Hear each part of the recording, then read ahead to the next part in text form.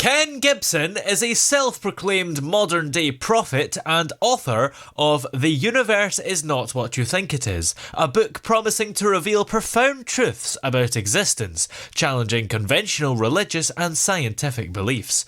And Ken is with us here. How are you today? Oh, I'm doing good. How are you? I'm excellent, thank you. So, can you just give us a bit of an overview about your book, The Universe Is Not What You Think It Is? In the book, I'm going to explain exactly what the title says.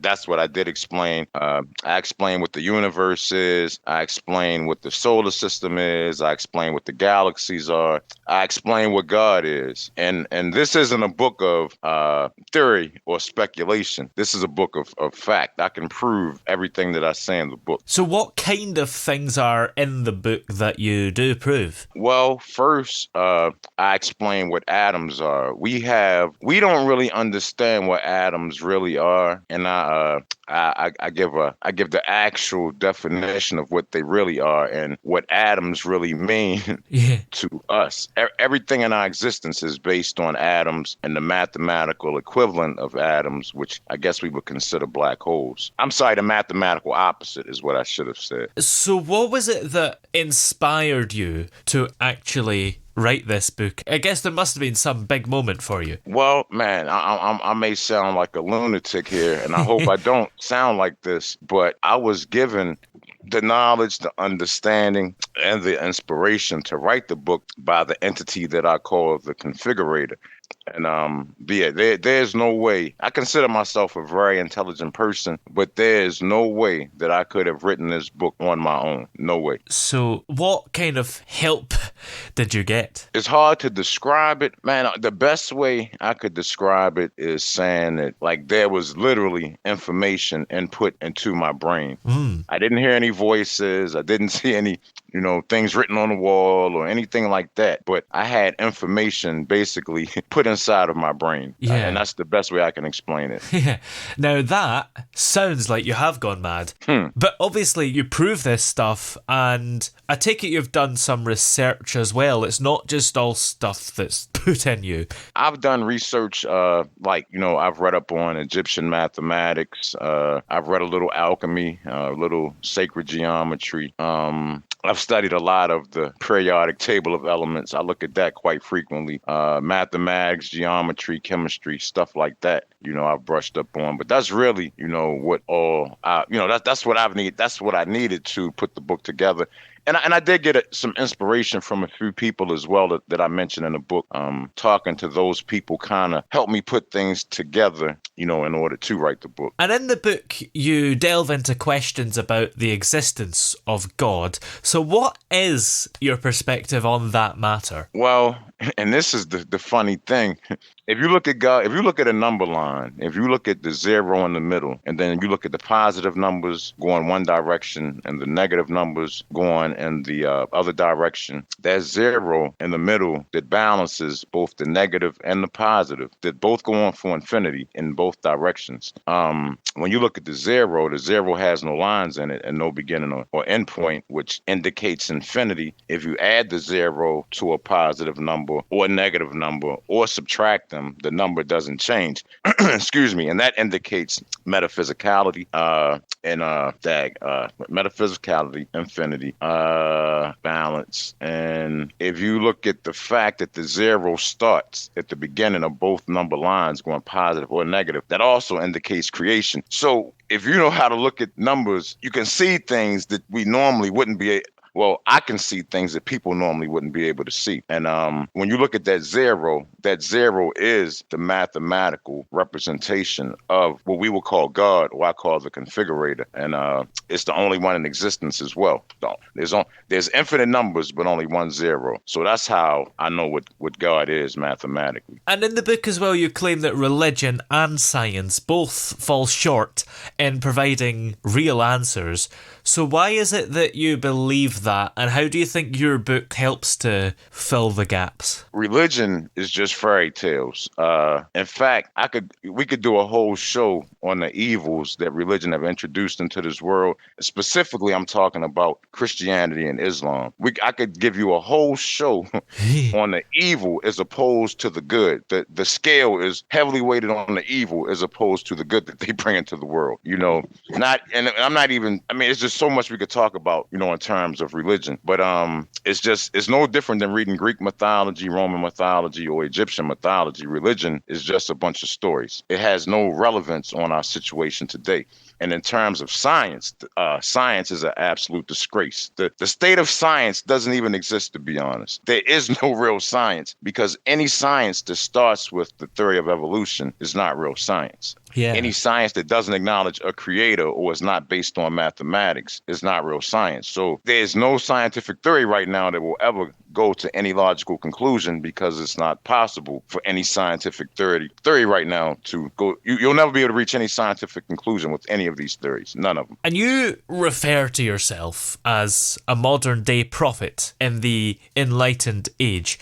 So what do you mean by that, and how does it relate to the knowledge that you've acquired? Well, because I feel that I'm the only person in this world that understands certain things about our existence, or the reality of our existence. And I feel like I get this connection directly from God. That's why I call myself a prophet, or the configurator, as I call them. And in terms of the enlightened age, we have a choice. We can go right or we can go left. If we go right, we go down the path of the enlightened age. We have a chance for peace, security, prosperity. We can build the greatest earth that's ever existed in the entire history of this planet, of the earth. Or we can go left, which will most assuredly mean our annihilation and possibly our extinction. And that's where we're at right now. We're not quite in the enlightened age, but we can go into the enlightened age. Or we can go the opposite direction, and there won't be anything to speak of. So why is it that you think there's nobody else out there that's as enlightened as you are? I mean, because there's no other book saying the things that I've said, and the numbers have been in front of our face forever. I mean, when I look at the cell phone, when I look at the computer, when I look at my remote control for the television, you see numbers everywhere, but nobody has been able to make the correlation with numbers that I have, and I go much deeper into numbers in the book. I really spell out the way that an atom is configured mathematically and geometrically. And like I said, that's what it's all about. Our solar system is an oxygen atom. The Earth is the oxygen element of our solar system. Most people don't realize this. Venus is the carbon element of our solar system. So, once you realize what this solar system is, then it's a lot easier to realize what the other stars are, what the galaxies are, what the universe itself is. It also explains that we're connected to other universes. Our solar system within the galaxy has to be connected to something. We're not just sitting here in isolation. So it's a lot that we just don't know. And it's a lot that I explain. Now, I don't explain everything in the book, but I definitely believe my book is a starting point in terms of the truth. And basically, our world is falling apart. If you look around, the world is a hellhole because we've created a hellhole. And, it's just crumbling. And because no society can survive based on lies and falsehoods and deceptions. In order to really move forward and to really build our societies on something stable, it has to, everything has to be based on the truth. And I feel like I've been given this knowledge and information to share with the world, because it's time for the world to know the truth, and it's time for the world to make certain changes. And many people are seeking purpose and truth. So how does your book guide readers in their quest for understanding the nature of existence? Well, I just basically explain in the book what I just explained to you. I explain what the solar system is. I explain what the universe is. I'm spelling this stuff out.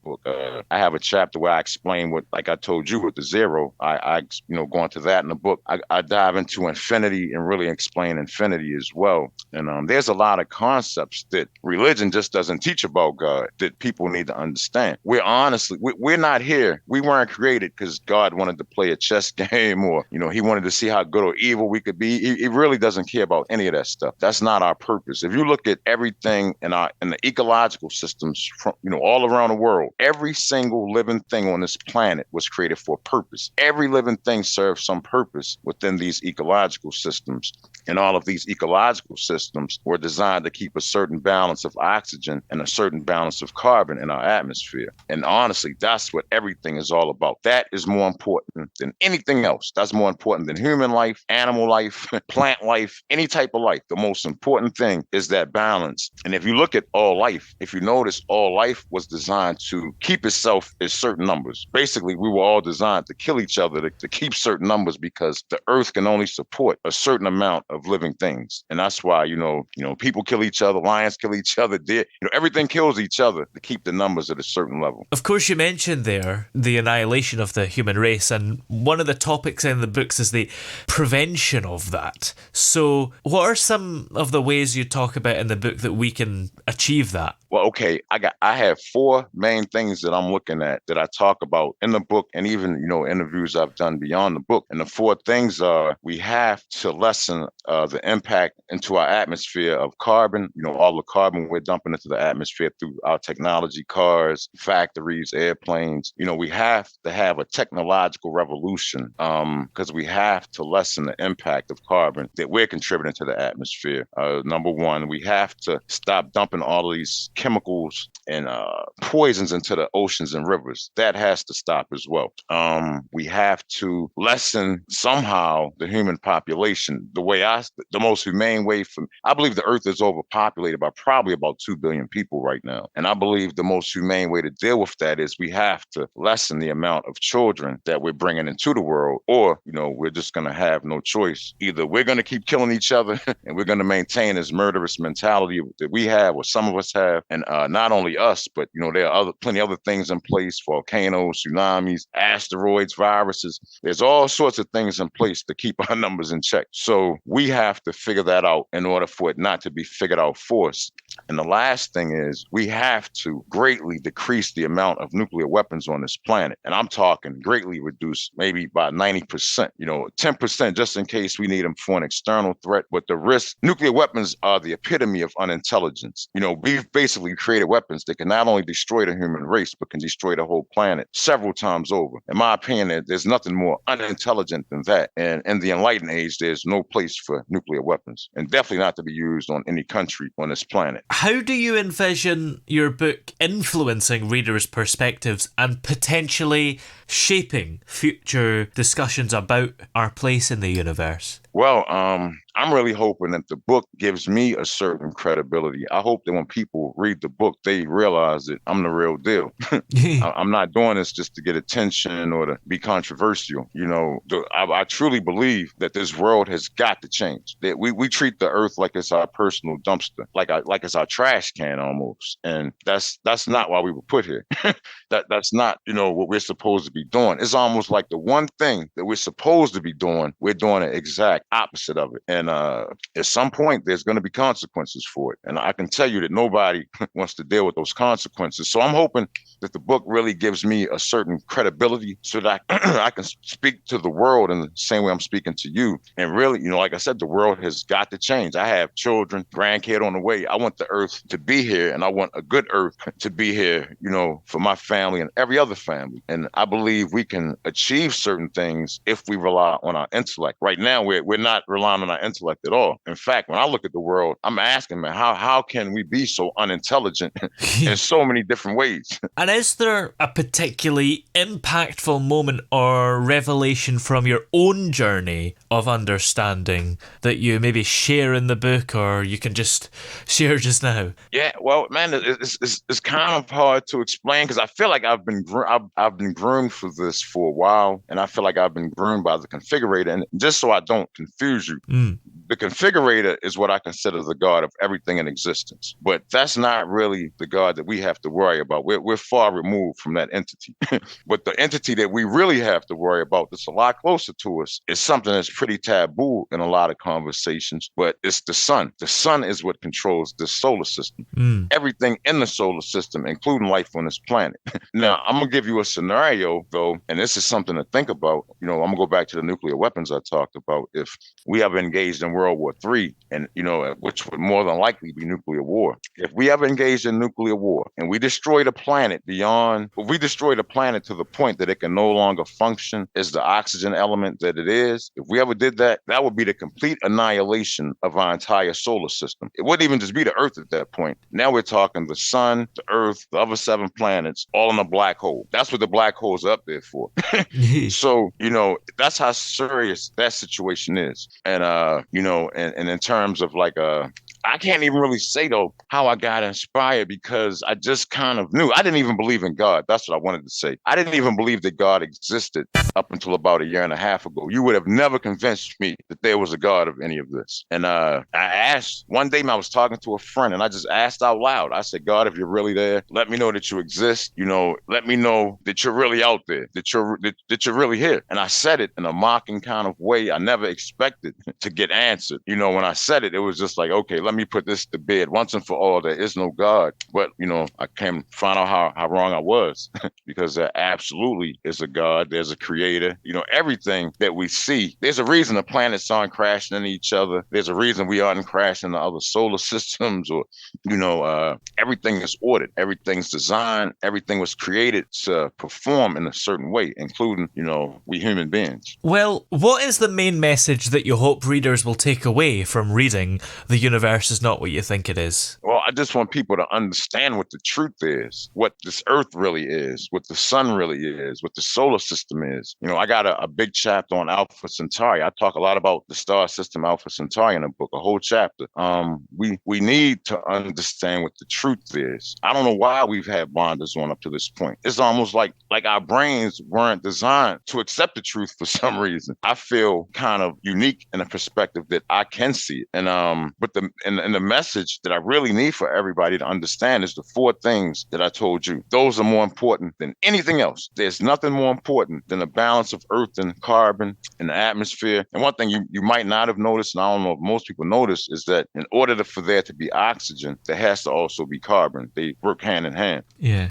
It's like that in our body. Like I said, Earth and Venus are the oxygen and carbon elements of the solar system, is in our atmosphere. It just appears that everywhere you see oxygen, you also see carbon. So the balance of that in our atmosphere is more important than anything else. And everything that we do should be to maintain that balance. And things will go a lot better for us. And, us dumping all these chemicals in the ocean, offsetting the oxygen that comes from the ocean. A lot of the oxygen in the atmosphere comes from the ocean. And all the chemicals and poisons and damaging that ecological system in the water, like I said, it's offsetting the oxygen as well. And the nuclear weapons, and overpopulation of the earth. Those are the 4 things that we have to address. We have to address those. There's other things we need to address as well, but those are the 4 primary things we need to address sooner rather than later. Well, what are you working on at the moment? Do you have any more books or projects on the way? Yeah, man, I do have a second book I'm working on. Like, I kind of focused on atoms in this book. I kind of wanted to do another book where I focus more on the mathematical opposite of atoms, the black holes. But I'm still trying to understand the geometry. I understand the geometry of atoms, but I don't really understand the geometry of black holes. I've been trying to figure it out, but I'm still not quite there.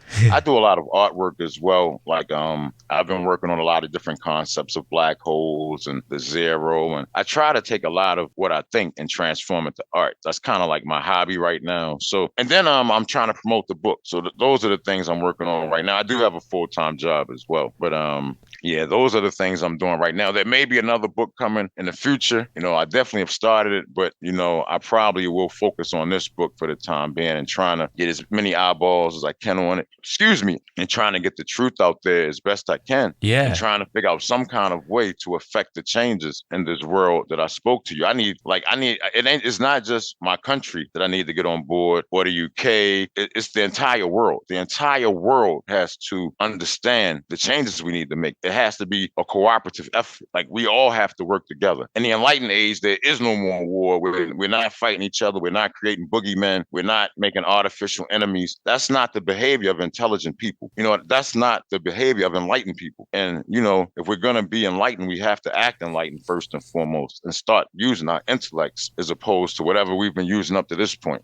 Well, where are we able to find your book, The Universe Is Not What You Think It Is, and keep up to date with you everywhere? Well, the only place I'm really selling it at the moment is on Amazon. So all you have to do is go to Amazon. I have it in 3 different versions, paperback, hardcover, and ebook. The ebook is a little more affordable. Yeah. I tried to make the book as nice as I could, so it was kind of expensive to print it. I'm not even really making any money off the book, to be honest. My commission is pitiful, but I don't even care. That's not the important thing. The important thing is, like I said, is to get the truth out there as best I can and to really wake people up to the deceptions and the falsehoods. I mean, almost everything. It's just unbelievable how many false impressions the world is under in so many different ways. Yeah. Well, many thanks for joining us today. It's been very enlightening to have you here. Hey, I really appreciate the intelligent questions you asked me and giving me a chance to, share with your listeners the truth. And I appreciate that so much.